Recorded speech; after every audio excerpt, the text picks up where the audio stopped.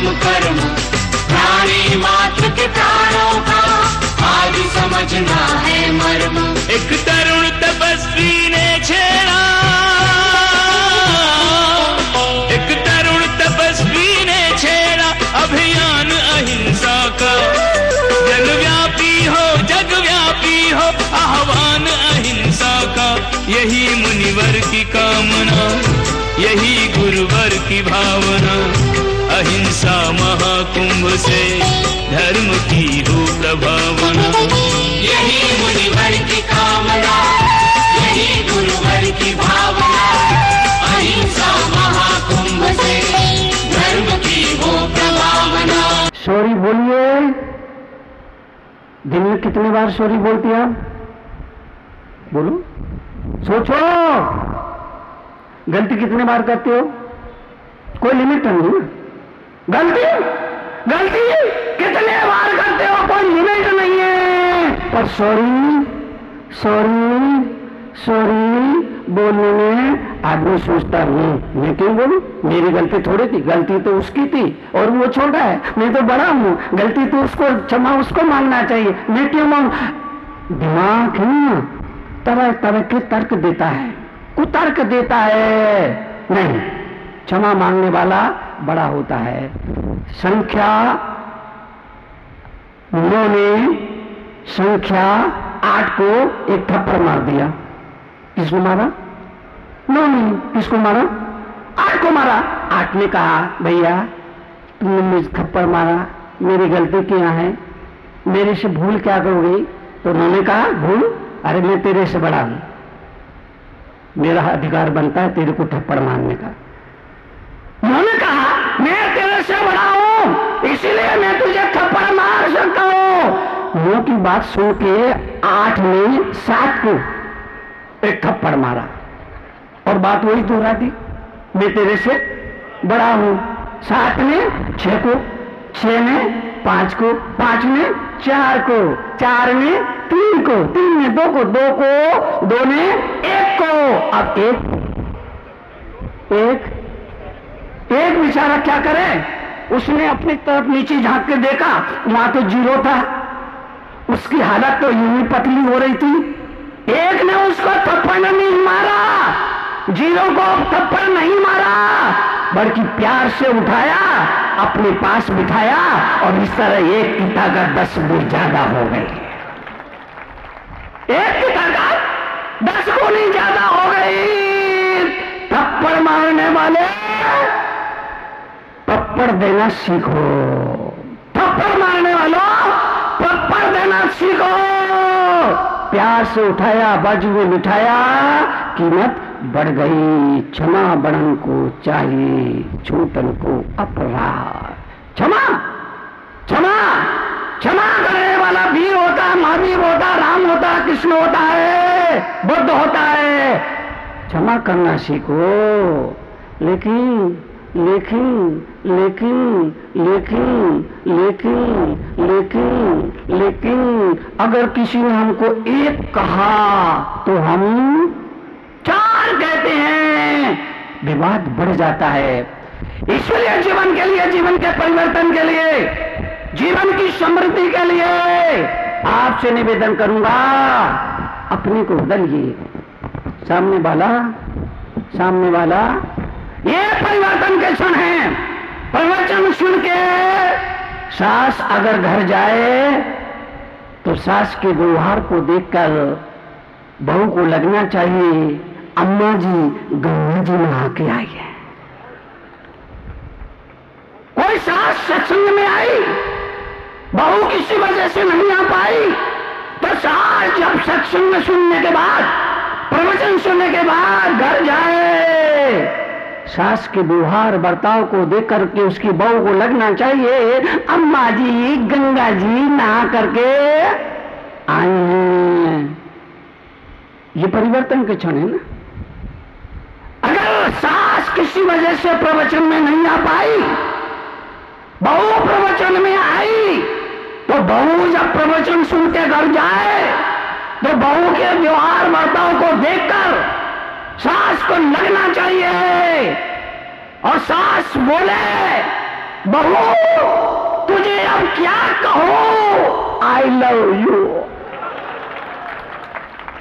ये परिवर्तन के क्षण है, ये परिवर्तन के क्षण है। अपने को बदलिए। सामने वाला बोलो, सामने वाला नहीं बदलेगा, अपने को बदलना पड़ेगा।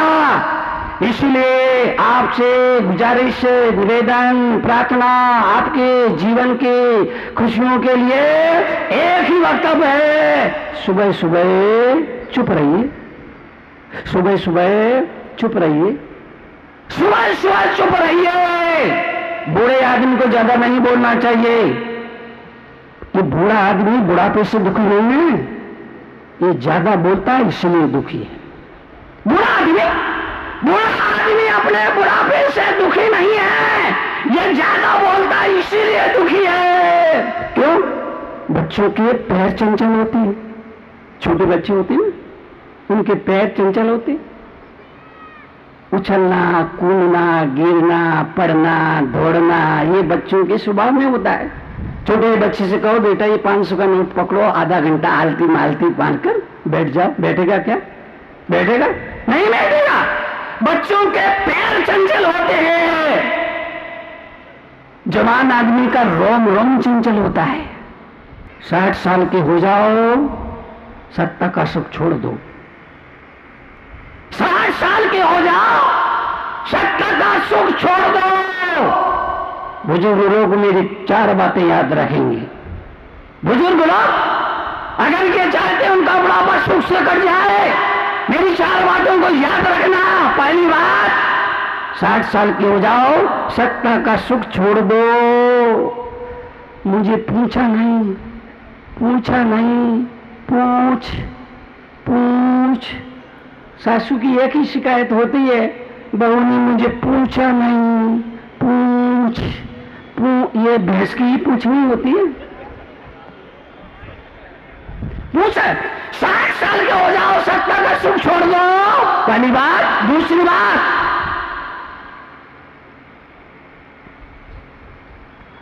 कम बोलो, काम का बोलो। कम बोलो, काम का बोलो।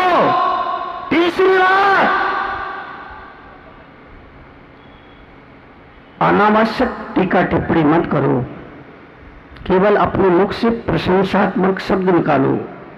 बेटा तूने बहुत अच्छा किया, बहू तूने बहुत अच्छा किया, शाबाशी दो, टीका टिप्पणी मत करो, प्रशंसात्मक शब्द निकालिए। चौथी बात, चूंकि आप दादा तो बन ही गए हो, इसलिए दादागिरी करना छोड़ दो।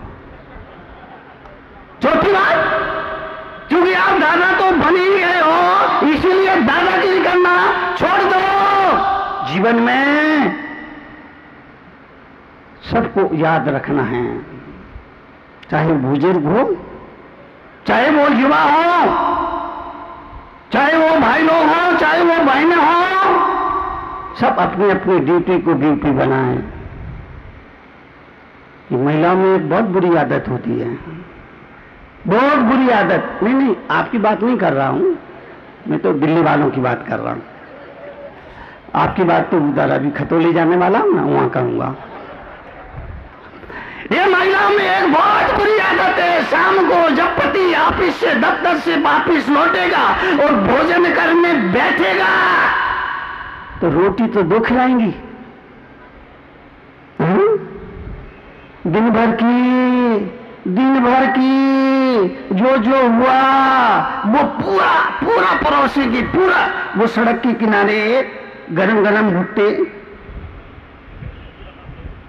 सड़क के किनारे गरम गरम भुट्टे भून के देने वाले लोग बैठे रहते हैं ना, वो भुट्टे जो भूनते हैं तो बीच बीच में हवा करते रहते हैं, बीच बीच में हवा करते रहते हैं। तो ये महिलाएं क्या कर रही है, तुम्हारे भाई ने ऐसा कहा, तुम्हारी माँ ने ऐसा कहा, तुम्हारे पिता ने ऐसा कहा, भुट्टा भुज रहा है, 2 रोटी खा रहा बेचारा, भुज रहा है, बीच बीच में हवा कर रही ना, ये आग प्रज्वलित होती रहे, प्रज्वलित। आपसे अरे भाई ठीक करना, बार बार कहता है, मेरे को ठीक करना पड़ता है। तीसरी बार गिराई अभी, इसको बांधना अच्छे से। क्या बोल रहा है? भुट्टा। हाँ, महिलाओं में बहुत सारी खूबियां हैं, बहुत अच्छाइयां हैं, बहुत मियाँ खूबियां हैं, लेकिन कुछ बुराइयां भी है। उस तरफ मेरा इशारा है, बुराइयां। और एक और इनमें बात होती है, एक बात होती है झगड़ना। झगड़े में हार जाए तो रोना, रोते रोते थक जाए तो सोना, सोकर उठना और अपने पति से कहना मैं मायके चले जाऊंगी, तुम देखते रहना। आपसे गुजारिश करूंगा, जीवन के लिए आपसे निवेदन करूंगा, जब शाम को आपका पति ऑफिस से दफ्तर से लौट कर आता है, आप केवल रोटी खिलाइए, दिन भर की चिंता मत परोसिए, दिन भर की चिंता मत परोसिए। ये बात मैंने एक जगह कही, एक महिला आके बोली महाराज वही तो टाइम होता है, बाकी तो सुनते ही नहीं हमारी। बड़ा मुश्किल है भैया, सुन लिया करो बाकी समय में, प्लीज सुन लिया करो इनकी बात। जीवन के लिए, जीवन के परिवर्तन, जीवन की समृद्धि के लिए आपसे निवेदन होगा। महापुरुष ने कहा जीवन में समस्याएं हैं, उसकी वजह हम हैं। जीवन में समस्याएं हैं, उसकी वजह हम हैं। मैंने देखा एक आदमी पेट को पकड़ के हाय हाय कर रहा था। मैंने पूछा क्या हुआ? बोले 3 दिन से कुछ खाया नहीं, भूख के मारे परेशान हूं मैं। आगे बढ़ा, देखा एक व्यक्ति और पेट को पकड़ के हाय हाय कर रहा था। मैंने कहा अब तुझे क्या हुआ? बोले ज्यादा खा लिया इसलिए पेट दुख रहा है। अब मेरा अपना मानना है कि इंसान जिसने ज्यादा खाया है, अगर वो अपनी आवश्यकता के मुताबिक खाता और बचा हुआ गरीब को खिला देता, तो न इसका पेट दुखता न उसका पेट दुखता। यही समाजवाद है। इसी को भगवान महावीर स्वामी ने कहा जियो और जीने दो। इसी बात को मैं अपने शब्दों में कहूंगा, खिलाकर खाने का आनंद ही कुछ और है। खिलाकर खाने का मजा ही कुछ और है। पिलाकर पीने का, गलत मत समझना प्लीज, इस मुल्क में यह दुर्घटना हमेशा घटी। ऋषियों ने, संतों ने, तीर्थंकरों ने कुछ कहा, हमने उसका मतलब कुछ और निकाला। पत्नी ने अपने बीमार पति को बड़े प्यार से उठाया